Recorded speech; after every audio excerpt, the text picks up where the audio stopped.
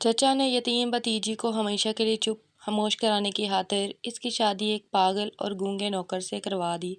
सब हंस रहे थे, मगर जब इस गूंगे ने निकाहनामे पर अंगूठा लगाने के बजाय हक महर के हाने में 50 करोड़ का चेक लिखा तो चचा के पैरों तले जमीन निकल गई। दरअसल वो नौकर कोई और नहीं बल्कि शहर का सियासत के ऐवानों में मलिक जहांगीर का नाम एक ऐसे फ़रौन की तरह गूंजता था जिसके इशारे पर कानून हरकत में आता था और जिसकी पेशानी की एक शकन बड़े बड़े अफसरान की वर्दियां उतरवा देती थी।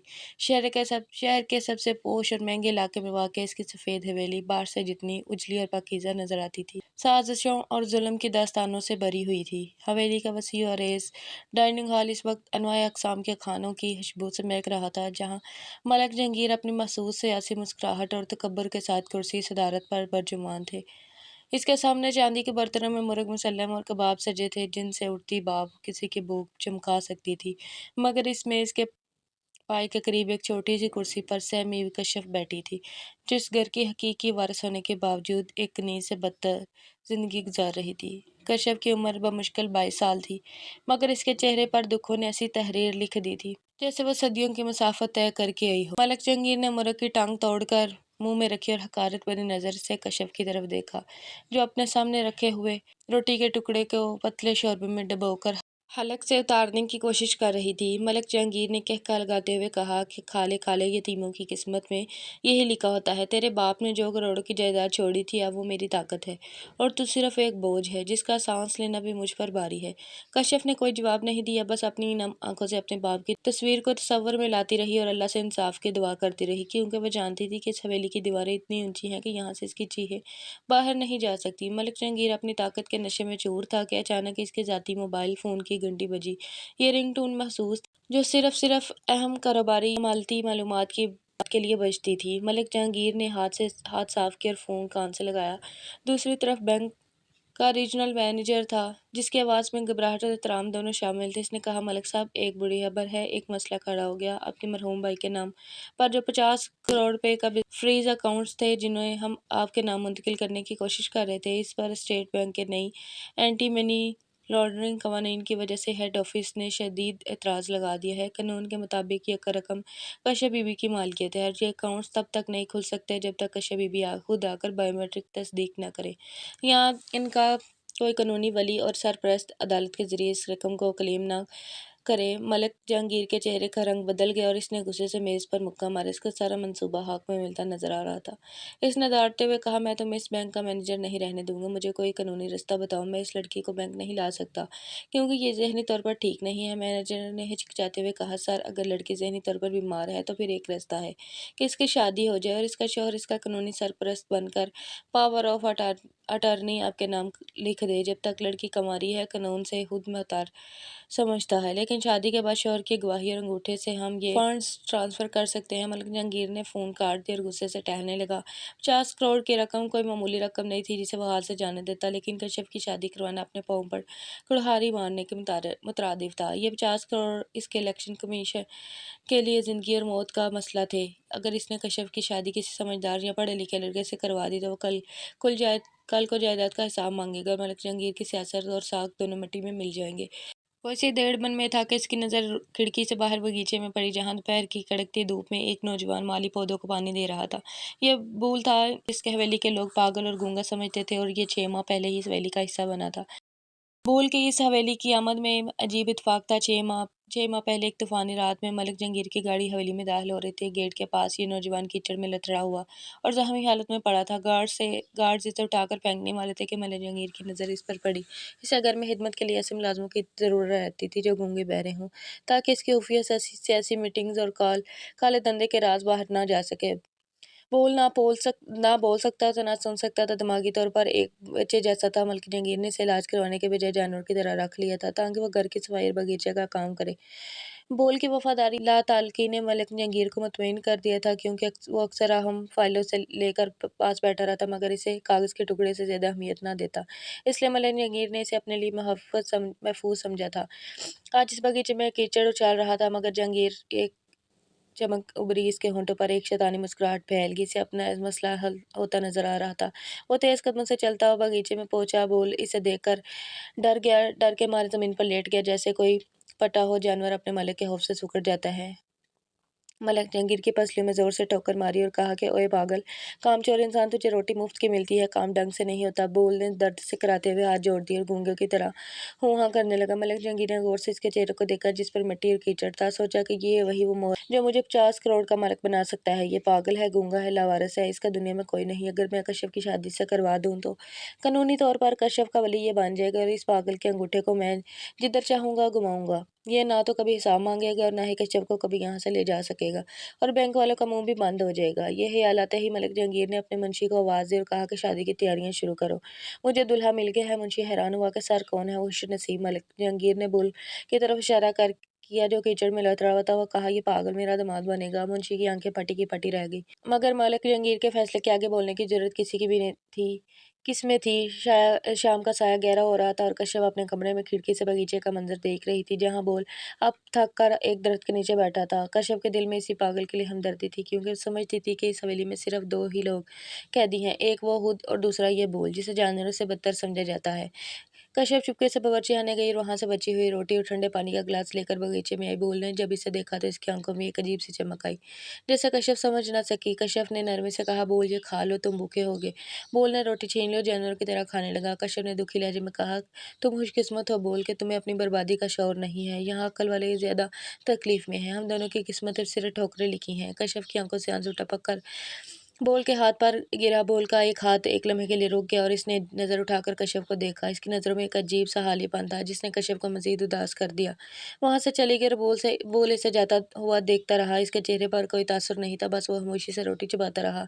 अगली सुबह मलिक जहांगीर ने कश्यप को अपने स्टडी रूम में तलब किया। कश्यप डरते डरते अंदर दाखिल हुई तो मलिक जहांगीर अपनी रिवॉल्विंग चेयर पर झूल रहा था। इसके सामने निकाहनामा रखा था। मलिक जहांगीर ने बगैर तमीर बांधे कहा कि कश्यप, तुम्हारी शादी तय कर दी गई है, निकाह कल शाम को होगा। कश्यप के पैरों तले से जमीन निकल गई। इसने कांपते हुए पूछा कि चचा जान किससे। मलिक जहांगीर ने कहकर लगाया खिड़की से बाहर इशारा किया जहां बोल झाड़ू लगा रहा था। इसने कहा, इस बोल से। कश्यप को लगा किसी ने इसके वजूद पर बम गिरा दिया और चीख पड़ी कि खुदा के लिए चचा जान मेरे साथ ऐसा जुल्म ना करे, मुझे जहर दे दे, मुझे कुएं में धक्का दे दे, मगर इस पागल से मेरी शादी ना करे। मैं आपके पाँव पड़ती हूँ। कश्यप मलिक जहांगीर के कदमों में गिर गई और इसके बूट पकड़ कर रोने लगी, मगर मलिक जहांगीर ने इसे जोर से ठोकर मारी और कहा, ये मेरा फैसला है और सियासतदानों का फैसला पत्थर पर लकीर होता है। अगर तूने इनकार किया तो मैं तुझे पागलखाने में भिजवा दूंगा, जहाँ तू सारी जिंदगी जंजीरों में जकड़ी रहेगी। अब तेरे पास दो ही रास्ते हैं, या तो इस बोल की दुल्हन बन जा या फिर अपनी कब्र तैयार कर ले। मलिक जहांगीर ने अपने मुहाफिजों को बुलाकर कश्यप को कमरे में बंद करवा दिया। कश्यप की चीखें हवेली के दरो दीवार से टकराती रही, मगर सुनने वाला कोई नहीं था। और रात कश्यप के लिए क़यामत की रात थी। शादी के दिन सुबह हवेली में हंगामा था। मलिक जहांगीर नहाने के लिए बाथरूम गया और अपना जदीद तरीन इंतहाई महफूज समझे जाने वाला स्मार्टफोन मेज पर ही भूल गया। यह फोन इसकी जान था, क्योंकि इसके तमाम sure accounts, banking apps, black money का रिकॉर्ड मौजूद था। बोल ये जो मामूल के मुताबिक कमरे की सफाई करने के लिए वहां मौजूद था। इसने फर्श पर पोंछा लगाते हुए मेज की तरफ देखा जहाँ फ़ोन पड़ा था और रंगीन हुआ मेज के करीब गया और अपनी मैली की चेरी कमीज से हाथ साफ करके फ़ोन को उठा लिया। फ़ोन का उल्ट पलट करके देखने लगा जैसे कोई बच्चा किसी खिलौने को देखता है। इसने फ़ोन की चमकती हुई स्क्रीन में अपना अक्स देखा और फिर अपनी उंगली स्क्रीन पर फेरने लगा जैसे इसे साफ कर रहा हो। इस लम्बे बाथरूम का दरवाज़ा खुला और मलिक जहांगीर बाहर निकला। इसने बोल के हाथ में अपना फ़ोन देखा तो दौड़ते हुए आगे बढ़ा और फ़ोन छीन लिया। और पागल, ये क्या कर रहा है, तोड़ देगा मेरा फ़ोन। मलिक जहांगीर ने इसे ज़ोरदार धक्का दिया। बोल ज़मीन पर गिर गया और डर के मारे कांपने लगा। मलिक जहांगीर ने जल्दी से अपना फ़ोन चेक किया कि कहीं टूटा तो नहीं। फ़ोन बिल्कुल ठीक था। इसने इत्मीनान का सांस लिया और बोल को लात मारते हुए कहा कि दफ़ा हो जाए यहाँ से, खबरदार जो दोबारा मेरी चीज़ों को हाथ लगाया। बोल लड़खड़ाता हुआ कमरे से बाहर भाग गया। मलिक जहांगीर अपनी टाई दुरुस्त करते हुए शीशे के सामने खड़ा हो गया, मुस्कुराने लगा। इसे ज़रा भी अंदाज़ा नहीं था कि अभी चंद लम्हों पहले इसके फ़ोन के साथ क्या हुआ है, या बोल ने इसे क्यों उठाया था। वो इसे सिर्फ एक पागल की बेवकूफ़ाना हरकत समझकर बोल गया था। हालांकि ये एक ऐसा लम्हा था जिसकी आने की वाली बर्बादी की बुनियाद रख चुका था, मगर फिलहाल सब कुछ मामूल के मुताबिक लग रहा था और हवेली में शादी की तैयारियां की जा रही थी, जहां एक तरफ कश्यप अपनी किस्मत को रो रही थी और दूसरी तरफ मलिक जहांगीर अपनी चाल की कामयाबी पर जश्न मना रहा था। इसी खबर नहीं थी वो जिस गड्ढे में कश्यप को धकेल रहा है वो दरअसल इसकी अपनी कब्र साबित होगी। शाम के गहरे सायों ने हवेली को अपनी लपट में ले लिया और मेहंदी की तकरीब के लिए रोशनियां जल उठी थी, मगर ये रोशनियां कश्यप की जिंदगी में होने वाले अंधेरे को कम करने की बजाय मजीद नुमाया कर रही थी। पूरी हवेली में मेहमानों का हजूम था, जो शहर के बड़े बड़े सियासतदानों और जागीरदारों पर मुश्तमिल था। मलिक जहांगीर ने अपनी साख बचाने और दुनिया की आंखों में धूल झोंकने के लिए इस शादी को एक अजीम हैराती अमल का नाम दिया था। इसने मशहूर कर रखा था कि अपनी यतीम भतीजी की शादी एक बेसहारा शख्स से करवाकर सुन्नत अदा कर रहा है, क्योंकि आम लोगों को नहीं पता कि ये लड़की इतनी हास है कि इसकी करोड़ों की जायदाद के हिस्सेदार बन सकती है। लोग इसकी दरिया दिली गुनगा रहे थे, जबकि हकीकत सिर्फ हवेली की दीवारें जानती थी। सहन के बीचों बीच एक स्टेज सजाया गया था, जहाँ एक तरफ कश्यप पीली चादर में लिपटी बुत बनी बैठी थी और दूसरी तरफ बोल कर बिठाया गया, जिसे ज़बरदस्ती ने हिला धुलाकर एक नफीस कुर्ता शलवार पहनाया गया। इसके चेहरे पर एक अजीब सी मासूमियत और वैरानी थी। इसका पागलपन चीखना चिल्लाना नहीं था, बल्कि इसका पागलपन खामोशी और लातल्की वाला था। कभी हला में कूदने लगता और कभी अपने ही हाथों को देखकर मुस्कुराने लगता।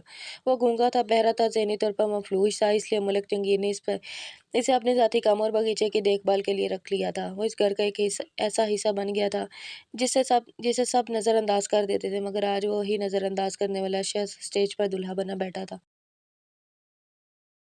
मेहमान इसे देखकर तंज से मुस्कुरा रहे थे और आपस में सरगोशियां कर रहे थे कि मलिक साहब ने हीरे जैसे भतीजे को किस मिट्टी में मिला दिया। बोले इन तमाम बातों से बेनियाज कभी अपने गले में पड़े हुए फूलों के हार को नोचता और कभी सामने जलने वाली तेज रोशनी को हैरत से देखता, जैसे कोई बच्चा जुगनू को देखता है। कश्यप ने चादर के कोने से नजर उठाकर बोल को देखा तो इसे इस पर तरस आ गया। इसे लगा कि वो दोनों एक ही कुर्बान गाय पर ज़िबा हो रहे हैं। फ़र्क सिर्फ इतना है कि कश्यप को अपनी बर्बादी का एहसास था और बोल इससे बेखबर था। ढोलक की थाप गूंज रही थी, मगर कश्यप के कानों में मातम की सदाएं थी। मलक जहांगीर मेहमानों से मिलता हुआ स्टेज के करीब आया और बोल के कंधे पर जोर से थपकी देकर बुलंद आवाज में बोला कि देखो भाई, नेकी करने के लिए दिल बड़ा होना चाहिए। मैंने इस लावारिस को आज अपना बेटा बना लिया। सब ने तालियां बजाई, मगर बोल इस तबकी से डर गया और सुकर कर बैठ गया। इसकी आंखों में एक लम्हे के लिए खौफ उभरा और वही हालीपन छा गया। ये रात कश्यप के लिए अजाब से कम नहीं थी। तकरीब तकरीब खत्म होने के बाद जब सब अपने कमरों में जा चुके, हवेली पर मौत का सा सकूत तारी हो गया, तो कश्यप अपने कमरे में अकेली थी। इसकी आंखों से आंसू खुश्क हो चुके थे और अब वहाँ सिर्फ एक फैसला बाकी था। वो जानती थी कि अपनी जान दे सकती है, मगर अपनी इज्जत और जिंदगी इस पागल इंसान के हवाले नहीं कर सकती। इसने दुपट्टा गले से उतारा और पंखे की तरफ देखा। इसका इरादा अटल था। कमरे का दरवाजा खुला, वह कुर्सी पर चढ़ी और कांपते हाथों से फंदा बनाने लगी। इसका दिल जोर से धड़क रहा था, सांसें उखड़ रही थी। जैसे ही इसने फंदा गले में डालने के लिए हाथ उठाया, अचानक कमरे की खिड़की जो बगीचे की तरफ खुलती थी, वहां से एक साया अंदर दाखिल हुआ। कश्यप डर के मारे चीखने ही वाली थी कि एक मजबूत हाथ ने इसके मुंह पर गिरफ्त जमा ली और दूसरे से इसकी कमर से पकड़कर कुर्सी से नीचे उतार लिया। कश्यप मजामत की कोशिश की, मगर इस गिरफ्त में फौलादी ताकत थी। जब इसने मुड़कर देखा तो हैरान रह गई। सामने बोल खड़ा था, मगर यह बोल नहीं था जो कुछ देर पहले मेहंदी के लिए स्टेज पर समा हुआ था। इसकी कमर सीधी थी और आंखों में पागलपन की बजाय एक अजीब सी संजीदगी और होशियारी थी। इसने कश्यप को छोड़ा और अपनी उंगली होठों पर रख कर इसे खामोश रहने का इशारा किया। कश्यप का गला खुश्क हो गया, समझ नहीं पा रहे थे कि ये क्या माजरा है। बोलने कोई लफ्ज़ नहीं बोला, बस अपनी जेब से पानी की एक छोटी बोतल निकाल कर इसकी तरफ बढ़ा दी और इसकी आंखों में झांक कर देखा। इस नज़र में एक पैगाम था कि हिम्मत मत हारो, अभी खेल खत्म नहीं हुआ। कश्यप ने लरजते हाथों से पानी लिया, मगर इससे पहले कि वो कुछ पूछती, बोल ने दोबारा वही झुकी हुई कमर पागल वाला अंदाज अपना लिया और खिड़की से कूदकर अंधेरे में गायब हो गया। कश्यप वहीं फर्श पर बैठ गई। इसका खुदकुशी का इरादा टूट चुका था, क्योंकि बोल के इन चंद लम्हों की नॉर्मल हालत ने इसके दिल में एक उम्मीद की किरण हजारों सवालात जगा दिए थे। क्या वो वाकई पागल है या कोई नाटक कर रहा है? इस सवाल ने इसे सारी रात सोने नहीं देना था। नाटक कर रहा है, इस सवाल ने इसे सारी रात सोने नहीं देना था। सुबह का सूरज तलु हुआ तो हवेली में शादी की मरकजी तकरीब की तैयारियां रोज पर थी। आज निकाह का दिन था। मलिक जहांगीर अपनी कामयाबी के नशे में सरशार था। इसने शहर के सबसे बड़े मोतबर काजी को बुलवाया था, ताकि निकाह में कोई कानूनी सकीम न रह जाए और दुनिया की नज़रों में ये एक मिसाली शादी करार पाए। कश्यप को दुल्हन बनाकर तैयार किया गया। इसका सुरह और सुनहरी काम वाला बारी जोड़ इसके नसीब की तरह चमकदार मगर बोझल था। इसके चेहरे पर मेकअप की तहें थी, मगर इन तहों के नीचे छुपी हुई जर्दी और वीरानी छुपाई नहीं छुप रही थी। इसके अंदर का इंसान मर चुका था। इसे बार बार रात वाला वाकया याद आ रहा था, जब बूल ने एक लम्हे के लिए अपनी असलियत दिखाई थी, मगर वो इसे अपना वहम समझ कर झटक रही थी, क्योंकि सुबह होते ही बोल इसे पागलपन में मुब्तला नजर आया। दूसरी तरफ बोल को एक महंगी शेरवानी पहनाई गई थी, जिसके जिस्म पर ढीली लग रही थी। इसके हुलिये पर बाप नहीं रही थी। सर पर कुल्ला रखा गया, जिसे वो बार बार टेढ़ा कर देता या उतारने की कोशिश करता। मलिक जहांगीर ने इसे कमरे में ले जाकर सख्ती से तनबीह की थी, अगर आज इसने मजमे में कोई उल्टी सीधी हरकत की तो इसे जान से मार देगा। बोल ने डरते हुए इस बात में सर हिलाया और एक कोने में चुपचाप बैठ गया, जैसे इसे अपनी तकदीर का कोई होश न हो। मैं मानो क़यामत शुरू हो गई। हवेली का वसीअ लॉन लग्जरी गाड़ियों से भर गया, हर तरफ सियासत, मफादात और रियाकारी की बातें हो रही थी। किसी को इस बात की परवाह नहीं थी कि एक जीती जागती लड़की की जिंदगी तबाह हो रही है। मलिक जहांगीर हर आने वाले का इस्तकबाल करते हुए फर्जी आजिज़ी से बोल की तारीफ कर रहा था। ये लड़का बहुत नेक और मासूम है, बस कुदरत ने इसे ज़बान और अक्ल से महरूम रखा है, मगर मैं इसे अपना दामाद का दर्जा देकर इसकी कमी पूरी कर दूंगा और अपनी यतीम भतीजी का घर बसा दूंगा। लोग इसकी दर्द दिली के गिन गा रहे थे और अपनी मकारी पर दिल ही दिल में खुश हो रहा था। वक्त गुजरता गया, बिलाहर घड़ी आ पहुंची जिसका मलिक जहांगीर को बेसब्री से इंतजार था। काजी साहब ने रजिस्टर खोला और निकाह की कार्रवाई का आगाज किया। कश्यप को पर्दे के पीछे खवातीन के हिस्से में बैठाया गया था, जबकि बोल को मर्दों के हिस्से में काजी के बिल्कुल सामने बैठाया गया। बोल इस वक्त बिल्कुल खामोश था और इसकी नजरें मुसलसल झुकी हुई थी, जैसे वो गहरी सोच में हो। शायद हाली ज़हन हो। काजी साहब ने मलिक जहांगीर से गवाहों की मौजूदगी में इजाज़त तलब की और फिर कश्यप से इजाज़त कबूल का मरहला तय पाया। कश्यप की आवाज़ इतनी धीमी और लरजती हुई थी कि वह मुश्किल सुनाई दी, मगर मलिक जहांगीर ने बुलंद आवाज़ में गवाही दी कि मेरी भतीजी राजी है, आप कार्रवाई आगे बढ़ाएं। काजी साहब ने रजिस्टर का रुख बोल की तरफ किया और पूछा कि क्या तुम्हें यह निकाह कबूल है। बोल ने आहिस्ता से सर उठाकर मलिक जहांगीर की तरफ देखा, जो अपनी आंखों से इसे घूर रहा था और इशारा कर रहा था, सारे हिलाओ। बोल ने एक मशीनी अंदाज में इस बात में सर हिला दिया, जिस पर वहाँ मौजूद लोगों ने एक दबी दबी हंसी और सरगोशियों के साथ मुबारकबाद दी। अब सबसे अहम और नाजुक मरहला दस्तखत और हक महर के तयन का था, जिस पर वो 50 करोड़ रुपए मुहस्सर थे, जो मलिक जहांगीर हड़प करना चाहता था। काजी साहब ने हक महर के हाने पर कलम रखा और मलिक जहांगीर की तरफ सवालिया नजरों से देखा तो पूरे हाल में एक लम्हे के लिए खामोशी छा गई। मलिक जहांगीर ने अपनी मूंछों को ताव देते हुए एक तंजिया कहका लगाया, इंतहाई रौनियत भरे लहजे में अब बुलंद आवाज से कहा, मौलवी साहब, ये पागल तो अपने तन के कपड़े तक नहीं खरीद सकता, इसकी औकात तो 2 टके की भी नहीं, मगर क्योंकि मैं नेकी कर रहा हूँ तो मेरी तरफ से 500 रुपये लिख दे, इस यतीम के लिए यही बहुत है। ये सुनकर वहां मौजूद तमाम मेहमान और चमचे हंस पड़े और बोल का मजाक उड़ाने लगे। कश्यप का सर शर्म बेबसी से मजीद झुक गया। इसकी कीमत 500 रुपये लगाई जा रही थी। मलिक जहांगीर अपनी तजलील अमीज़ा फतह पर मुस्कुरा रहा था। इसने अपने मुंशी को इशारा किया कि जल्दी करो। मुंशी एक स्याही वाला पैड लेकर आगे बढ़ा के बोल का अंगूठा लगवा सके, क्योंकि सबका यही हाल था कि ये अनपढ़ और जाहिल पागल है। मलिक जहांगीर की नजरें इस निकाहनामे पर जमी हुई थी। इसके दिल की धड़कन तेज हो गई थी। इसे अपनी जीत बिल्कुल सामने नजर आ रही थी। मुंशी ने बोल कर दाया हाथ पकड़ा, अंगूठे की जबरदस्ती स्याही लगाने की कोशिश की कि बोल ने एक लम्हे के लिए अपना हाथ सती से पीछे खींच लिया। मुंशी ने गुस्से से इसे देखा और दोबारा हाथ पकड़ना चाहा, मगर इस बार बोल ने एक ऐसी हरकत की जिसकी किसी को तवक्को नहीं थी। इसने मुंशी को जोरदार धक्का देकर परे कर दिया और बिजली की तेजी के मेज पर रखा हुआ काजी साहब का कीमती फाउंटेन पेन उठा लिया। ये मंजर देखकर सब हैरान रह गए। हाल में सन्नाटा छा गया। मलिक जहांगीर अपनी नशिस्त से खड़ा हो गया और गुस्से से चिल्लाया कि और पागल, ये पेन है, ये कोई लकड़ी नहीं, इसे हराम मत करो और चुपचाप अंगूठा लगाओ, वरना मैं तुम्हारी खाल उधेड़ दूंगा। मगर बोल पर इस धमकी का कोई असर नहीं हुआ। इसने पेन को इस तरह अपनी उंगलियों में थामा जैसे कोई माहिर लिखाई या कोई आला अफसर कलम पकड़ते। इसकी गिरफ्त में एक ऐसा इत्मीनान और सलीका था जो इसके फटे पुराने हुलिये और माजी के किरदारों से बिल्कुल मेल नहीं खाता था। सबकी नजरें बोल के हाथों पर थी। बोल ने निकाहनामे को अपनी तरफ खींचा और इसके कागजात को सीधा कि इसके चेहरे पर वो मासूमियत, बेवकूफ़ी और डर का तासुर मुकम्मल तौर पर गायब हो चुका था। इसकी जगह एक सर्द संजीदा बावकार तासुरात ने ले ली थी। मलिक जहांगीर को अचानक खतरे की घंटी बजती महसूस हुई। इसे लगा कि कुछ बहुत गलत होने वाला है, मगर वो समझ नहीं पा रहा था कि एक पागल क्या कर सकता है। बोल ने पेन की निब को कागज के करीब किया, मगर इसने दस्तखत वाली जगह पर कलम रखने की बजाय हक मेहर वाले हाने पर कलम रख दी।